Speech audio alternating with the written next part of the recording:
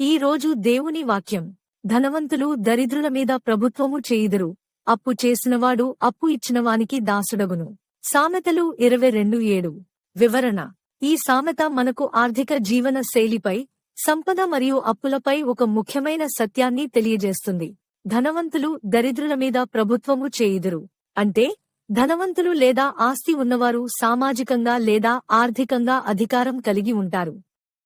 వారు ఆ సంపద వలన ప్రభావాన్ని చూపగలుగుతారు. దరిద్రులు, సంపద లేనివారు ఒక స్థాయిలో ఆ ధనవంతుల ఆధీనంలో ఉండవలసిన పరిస్థితులు ఎదుర్కొంటారు. ఇది వ్యాపార, రాజకీయ సంబంధాల్లో కనిపించే సత్యం. అప్పు చేసినవాడు అప్పు ఇచ్చినవానికి దాసుడగును. ఇది చాలా గంభీరమైన వాక్యం. ఎవరు అప్పు తీసుకుంటారో వారు అప్పు ఇచ్చిన వ్యక్తికి తలవంచక తప్పదు. అప్పు తీసుకున్నవారు తమ నిర్ణయాలలో స్వేచ్ఛ కోల్పోతారు. అప్పు తీర్చే వరకు వారు ఆ అప్పు ఇచ్చినవారి నియంత్రణలో ఉంటారు. ఆధ్యాత్మిక సందేశం. ఈ వాక్యం మనకు ఆర్థిక విషయాల్లో జాగ్రత్తగా ఉండాలని బోధిస్తుంది. అప్పులలో పడకూడదు.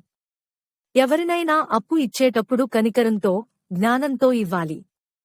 మన సంపదను దేవుని ఆశీర్వాదంగా భావించి, దానిని మేలు చేయడానికి ఉపయోగించాలి, అధికారం కోసం కాదు. జీవిత పాఠం.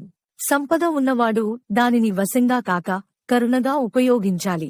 అప్పు తీసుకునే ముందు తన సామర్థ్యాన్ని ఆలోచించాలి.